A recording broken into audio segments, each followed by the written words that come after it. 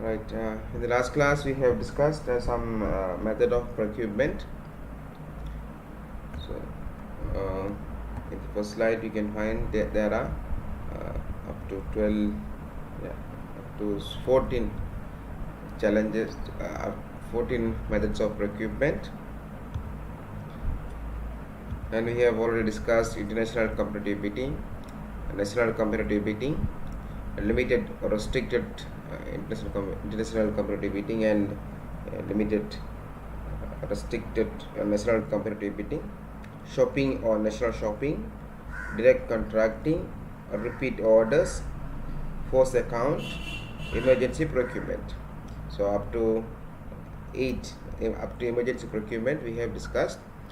Today now we will discuss emergency participation, community participation in procurement, direct contracting for Government of Sri Lanka-funded projects, two-stage bidding, two-envelope system, pre-qualification of bidders, and Swiss challenging. So these are the methods we will discuss now.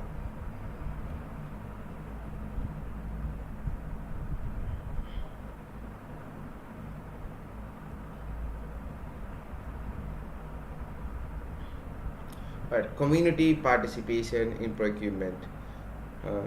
You may observe that in villages, small villages, the contract awarded to the small societies, social service organizations in the divisional secretariat level. For example, in a small village, the government wanted to award the contract, for example, small road construction project, gravel road, concrete road.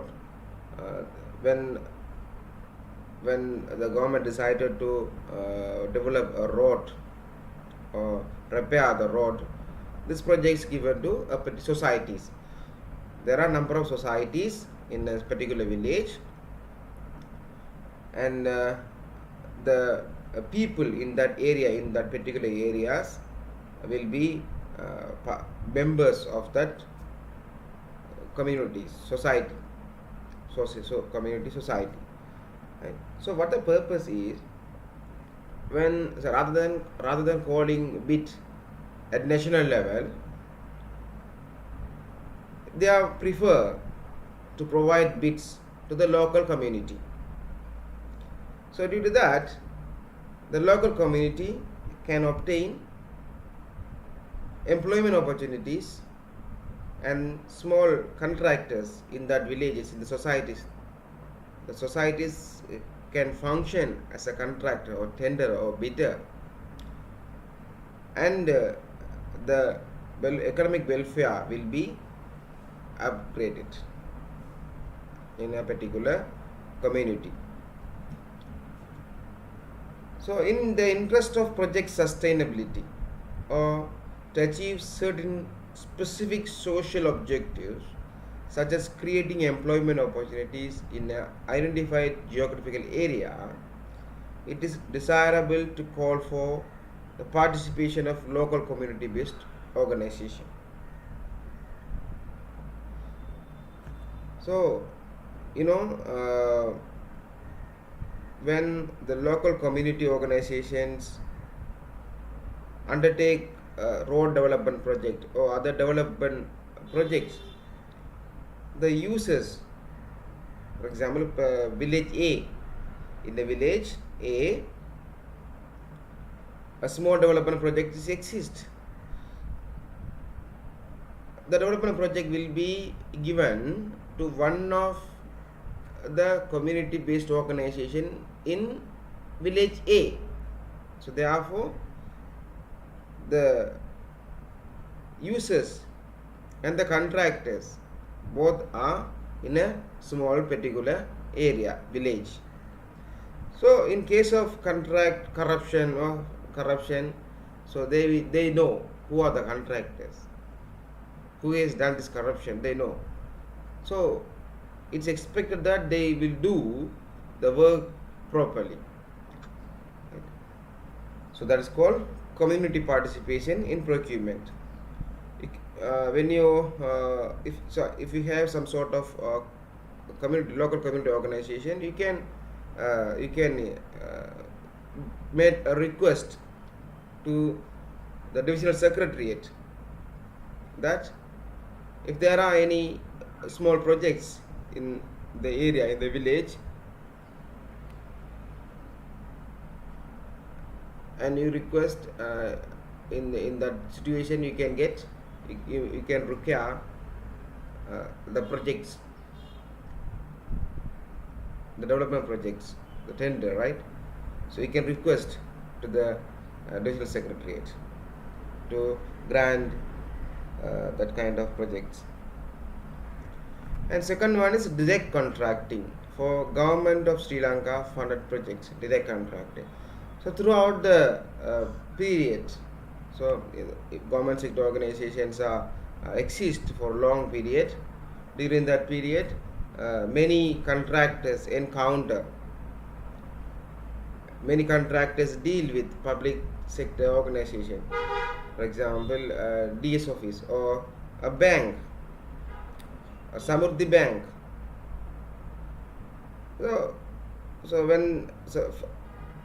Since its establishment of the bank, there are a number of contractors providing services. Among several contractors, a few contractors are having a good relationship, good rapport with the procuring entity, and entity. So they have identified some contractors are genuine, some contractors services are excellent rather than others.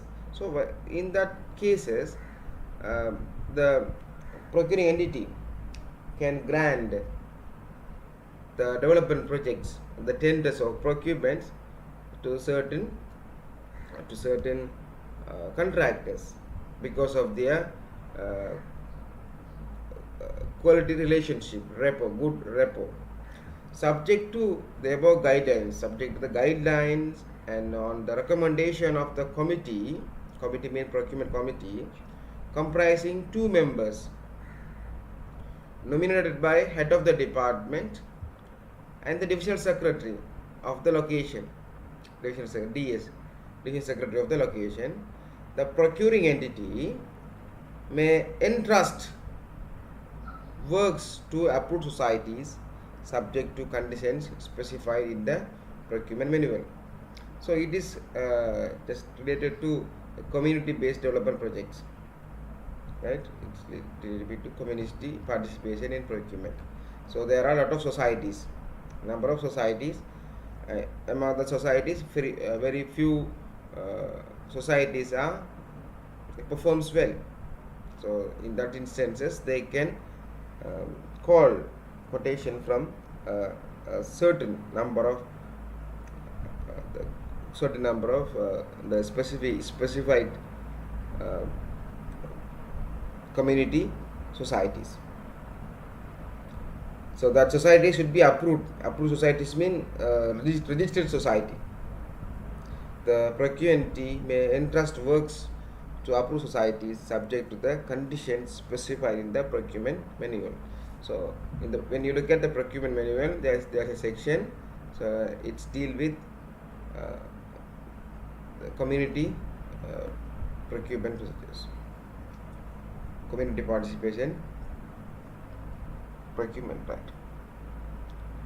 So direct contracting to the community organizations may be awarded under foreign funded project also. So normally the community organizations, social community organizations projects awarded from the government funded projects, local fund project.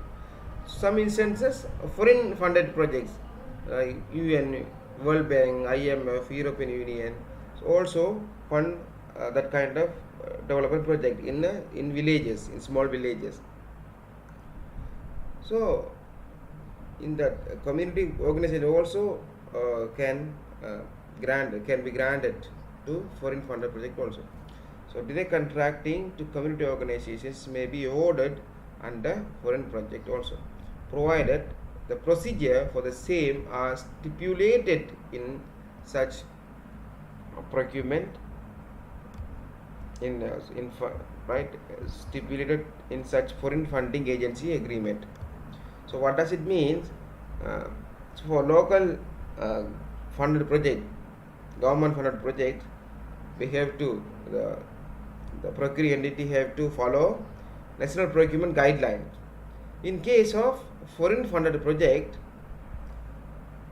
the procuring entity should follow the funder, the foreign funder project, for example, World Bank. So if the project is funded by the World Bank, the procuring entity should follow World Bank procurement manual, not local procurement manual, not national procurement manual, right? So even though the project is awarded to community organizations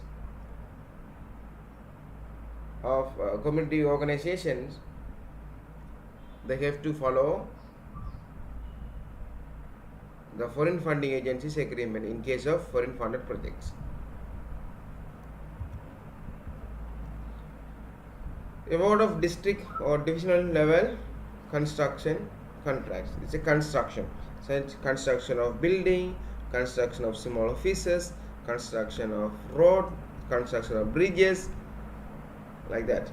Subject to the procedure laid down in the procurement manual, the procuring entity under delegated authority of the head of the department may invite bids for construction works not exceeding 2 million from approved societies and other contractors registered by government agents or district secretaries like DS office, divisional secretariat.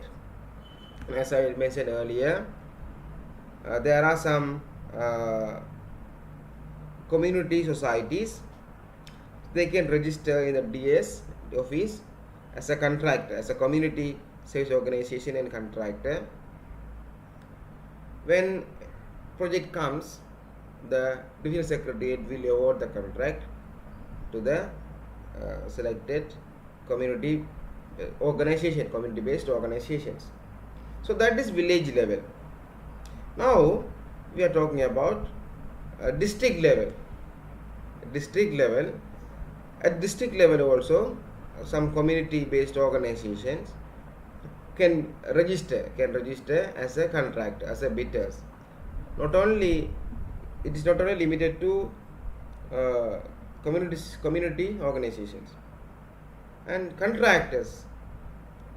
Business, but the business is contracting, doing contract. So contractors also can be registered as a contractor in the DS office. So when development projects comes, the district secretary, the GA, government agent or district secretary will inform to the registered contractors and registered community organizations. So the scope is a particular district. So no contractors will enter into the competition. So no outside contractors will enter into the competition of awarding contracts. So the scope is district level. So in such instances, the district secretary or GA will not advertise in the newspaper, national newspaper. They are not advertised invitation for bid in the national newspaper. So rather the GA or DS, the district secretary, will inform to the registered contractors and community societies.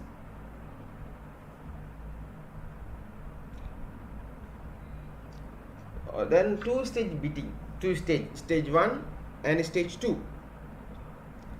For turnkey contracts, so large, turnkey means very large projects.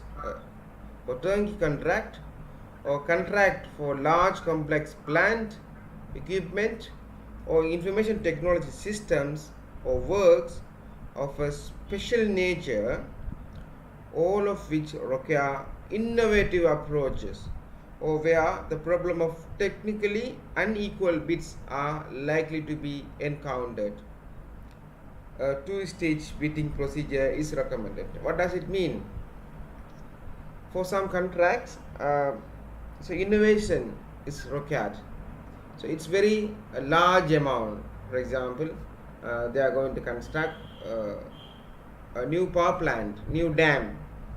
It's a huge project, right? Or the government of Sri Lanka has decided to send a rocket to the moon, right? So like that project. So here the project price is depends on what? The technical specification, right? Or in our for easiness we can understand the build and construction. You can find nowadays you can observe the hostel building complex is almost same for all universities nowadays. It's been after 2015, so the government has introduced a project, hostel project. So that hostels are look same in Southeast University.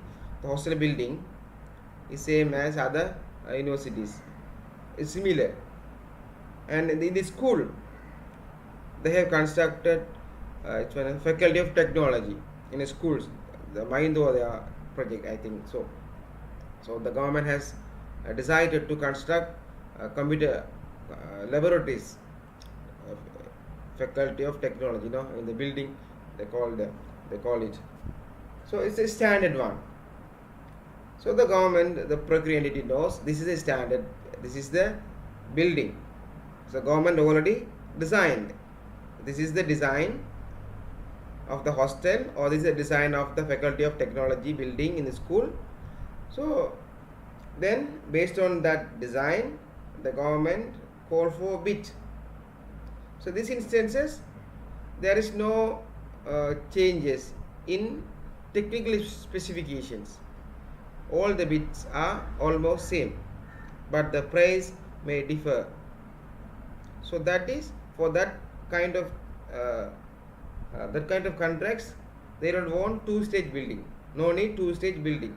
But some buildings in our universities are very innovative. Faculty buildings, administrative building blocks, right? And the stadiums, auditorium. So normally the universities does not have any design.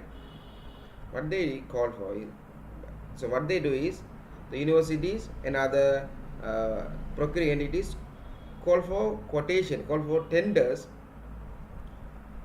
The tenderer or the bidder have to make design,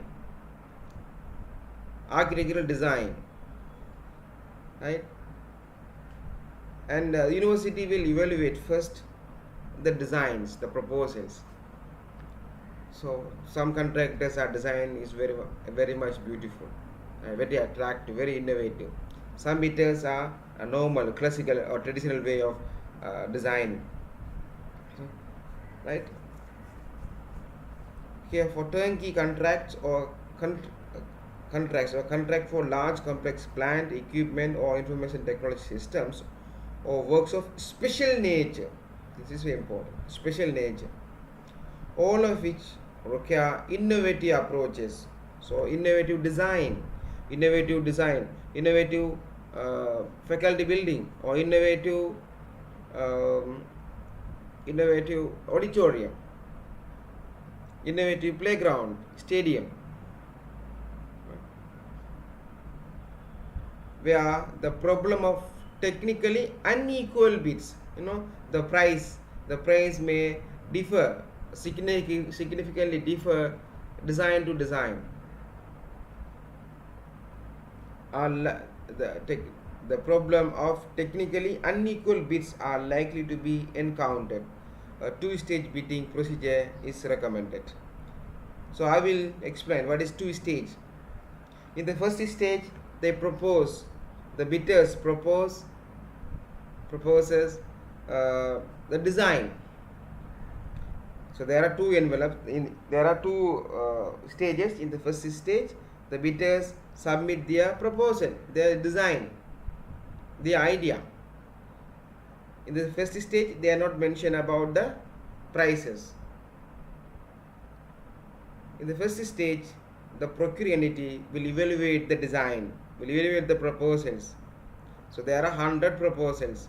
Out of these 100 proposals, the procuring entity will decide, will choose 5 to 10 proposals, because those 5 to 10 proposals are more innovative, more reasonable, more attractive. Then they will choose that 5 to 10 proposals, and then they will call for bid in the second stage. The second stage, they mention the price of the proposals. So this method should be used with specific cabinet approval, right? So it needs specific cabinet approval. So why it's a very large project, a huge amount. In the first stage, unpriced, they are not mentioning the price. Unpriced technical proposals on the basis of conceptual design and performance,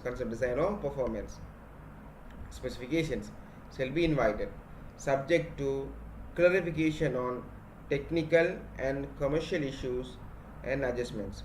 If any, amended bidding documents shall be prepared. So in the first stage, they are requesting the proposal, innovative proposal from the tenderer, and they will choose a few of them, and if there are any clarifications, they can clarify it and recall the bid from a particular bidders. And the second stage, during the second stage, there shall be an invitation for final technical proposals and priced bids. So in the second stage, they submit the revised proposal, revised design with price. So in the first stage, they are submitting only the designs, the ideas, the proposals, but without price. But in the second stage, once they choose the selected proposals are invited with price. So that is stage 1 and stage 2. Any questions? Any questions? No, right. Now it's a 2 envelope system. Earlier we have discussed 2 stage bidding, stage 1 and stage 2. A 2 envelope system, the same thing, but in the 2 stage system, first they are calling for the design, and the second step they are calling for the bids, which means with the price. But here those 2 stages are occurred simultaneously. 2 envelope systems may be used when the procurement committee determines in the circumstances such as turnkey. So it means design, the large turnkey, very large, and the design and build. So the design and build mean the contractors have to propose design of the building, and once the design is chosen by the procuring entity, and the contract will be given to, the construction of the contract will be given to that particular contractors to build, to construct, design and build.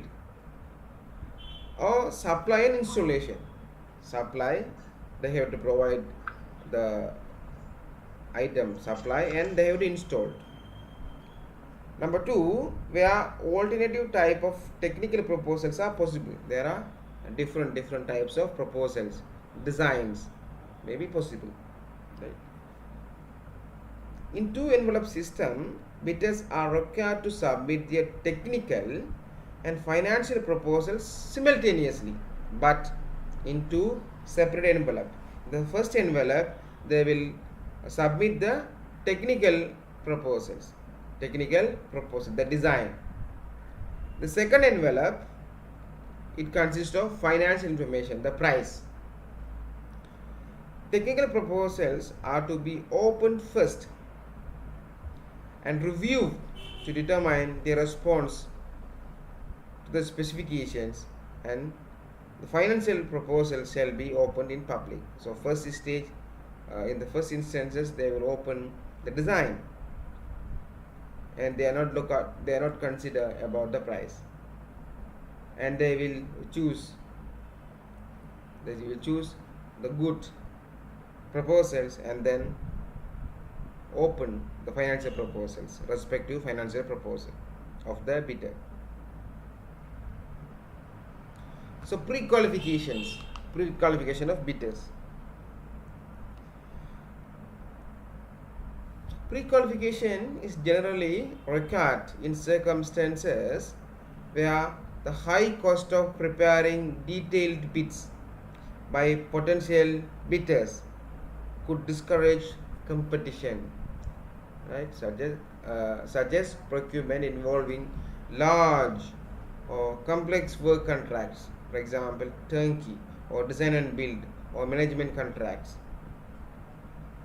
and custom design equipment, industrial plants, specialized services. For this kind of procurement or projects, the bidders, the contractors should have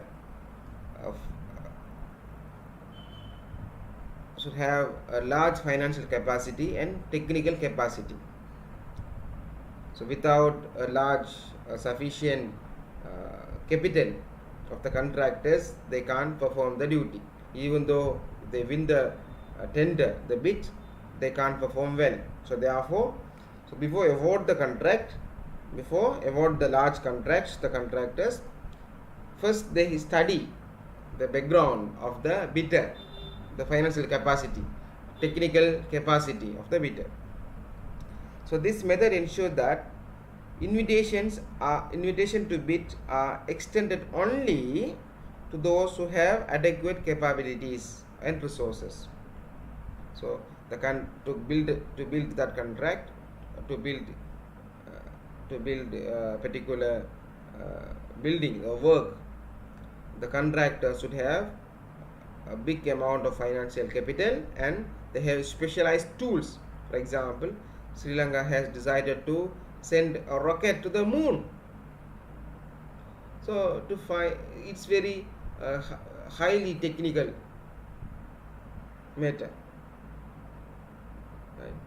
So before calling for the quotations, before receiving bids, they collect who are the eligible bidders. So they have maintained a table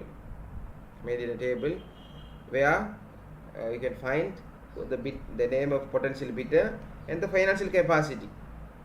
So it's a sword listed one. We can call it, in other words, a sword list. Not everybody will be awarded. So here they are give a serious concern on their financial capabilities and the resources, required knowledge, required skills, capacities. Pre-qualification should be carried out by giving a wide publicity and calling for information on given format. So it's like a table. So they have filled who are the bidders. So when they are calling for bid, they have published specimen application form. So the given format is there. So they have to update the information in that given format. A clear statement of the scope of the contract and the criteria for selection should be sent to all firms who have expressed the interest in being considered for pre-qualifications. So many tenderers will propose send their bids to the procuring entity, and they have shortlisted, and they have if shortlisted based on the capacities and resources of the contractor, and then they will send clear criteria and the scope of the contract and the selection criteria, and not to all who have selected, who have considered for pre-qualifications. All applicants who fulfill the pre-qualification requirements specified shall be pre-qualified. For example, 50 contractors, 50 bidders have applied for that project. What's the project? Send a rocket to the moon. So there are a number of bidders, but only 50. There are 50 bidders have applied, and it's mean the procuring entity has received 50 bids, and they have shortlisted up to 1 to 5 or 1 to 5 to 10 bids, 5 to 10 contractors based on their capacities and resources. So that 5 to 10 contractors are pre-qualified bidders. So pre-qualification shall not be used as a tool with a motive to limit competition among qualified bidders. The purpose is not limiting the competition. Pre-qualification shall be based exclusively upon a capability of and resources available with the prospective bidders to perform the particular contract satisfactorily. So the purpose is to award the contract to most suitable bidders, more capable bidders. If they are select wrong contractors, the public money will be ended with nothing, useless. So when they do so, taking into account their experiences and past performance on similar contracts, resources available in regard to the personnel, employees, equipment, and construction or manufacturing facilities, the financial resources at their disposal. So here these are the considerations when they have to make when they are shortlisting, they are pre-qualified the bidders. And performance-based procurement, sometimes it called outcome-based procurement. Outcome. So what the traditional thing is, what earlier at the time of awarding the contract, they disclose how much the value of the project, how much will be paid at successfully end of the project. So for example, the contract is given to construct a building. The value of the building is 400 million. So contractors knows that end of this contract, end of the build of the building, they may receive 400 million. So that is traditional way. So this performance based procurement measures, so based on the quality, based on the delivery of the service, based on the delivery of the product, the procuring entity will pay the amount, will make the payment. Performance based procurement, also called output based procurement, refers to a competitive procurement process resulting in contractual relationship where payments are made for measured output. Here payments are made for measured output instead of traditional way where inputs are measured. Technical specifications define the desired result and which output will be measured, including how they will be measured. Those output aims at satisfying a functional need both in terms of quality, quantity, and reliability. Payment is made in accordance with the quantity of outputs delivered, subject to their delivery at the level of quality required, right? So this is the payment made to the contractor based on the performance. If they are delivering a poor quality product, a poor quality services, they will get paid low amount. If they are provide a high quality, genuine product, they will pay accordingly.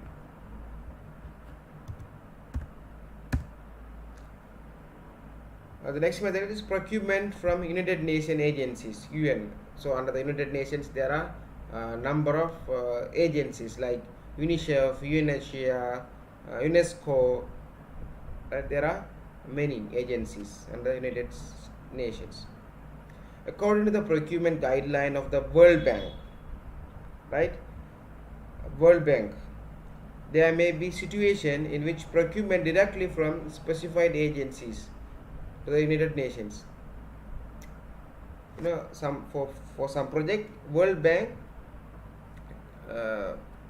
provide the fund, and the World Bank requires to the procuring entity the works or the items should be purchased from UN agencies like UNICEF and UNHCR, UNESCO, like that. So the United Nations, so for example, UNICEF. So UNICEF will provide the item, or UNICEF will provide the supply, not from others. So it's a requirement of World Bank, for example.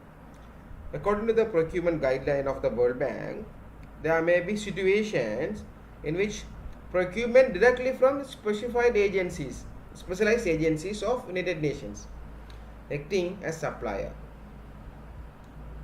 pursuant to their own procedures, may be the most appropriate way of procuring.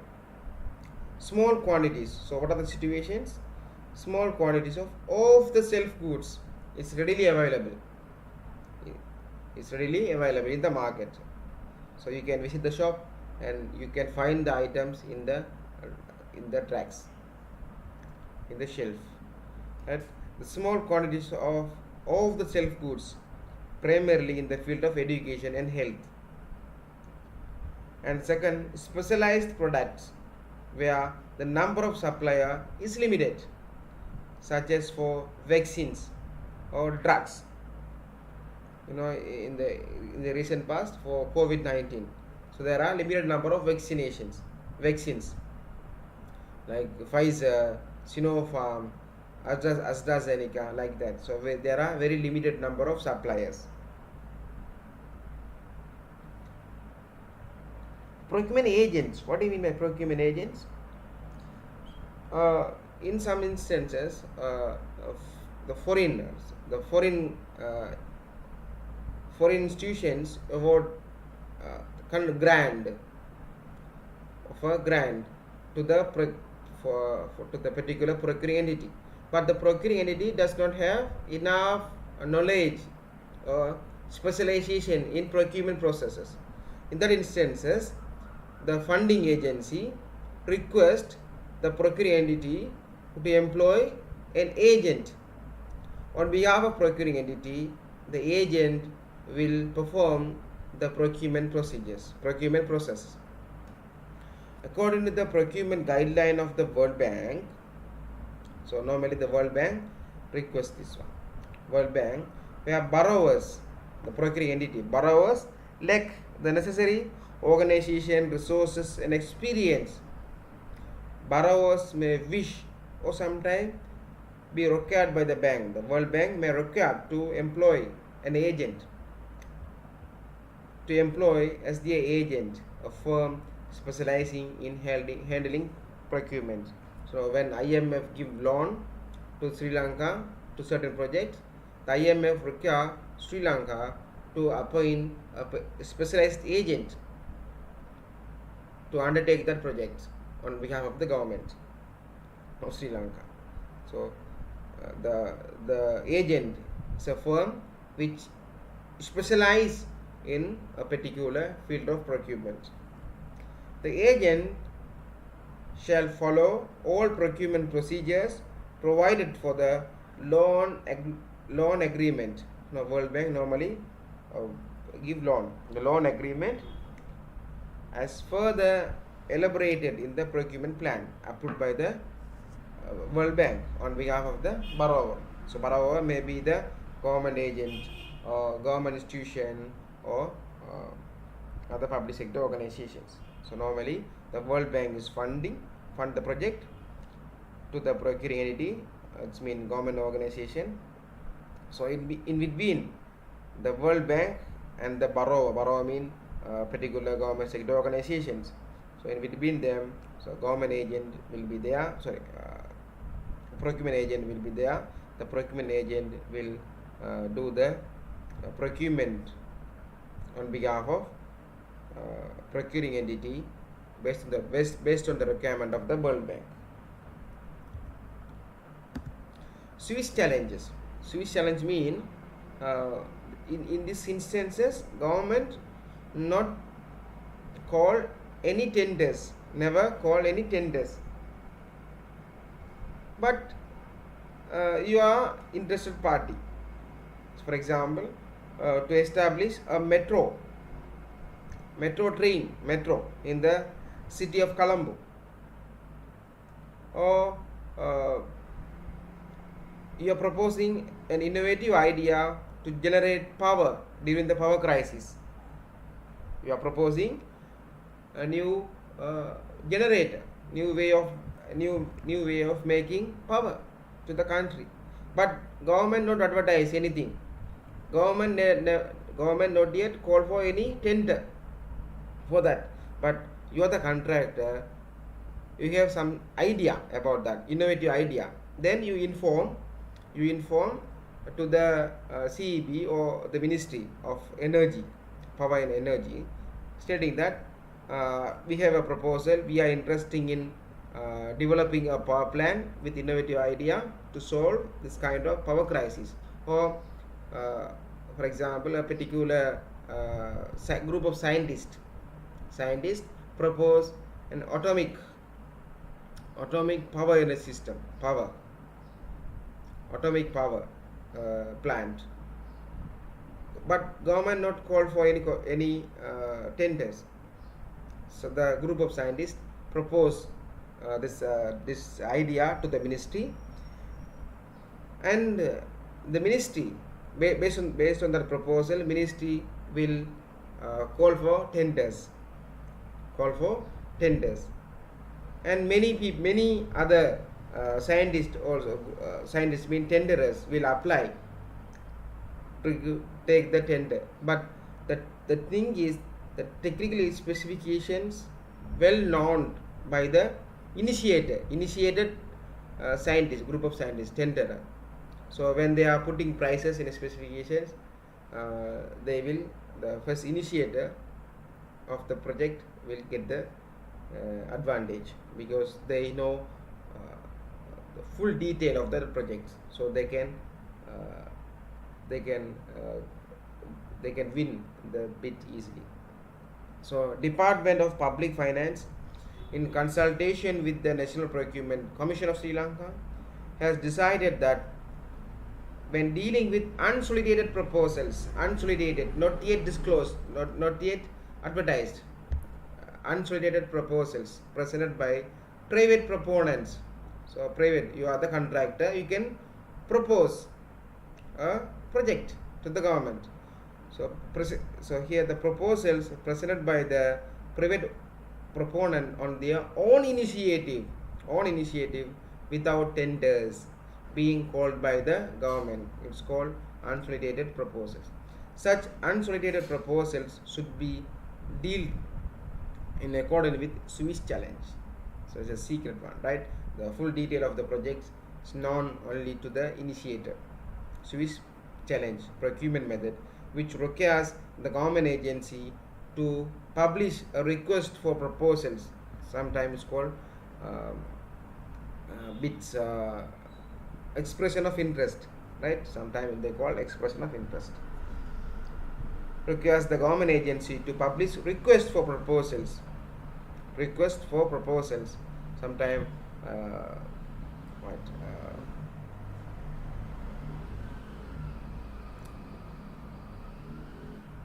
what do you call?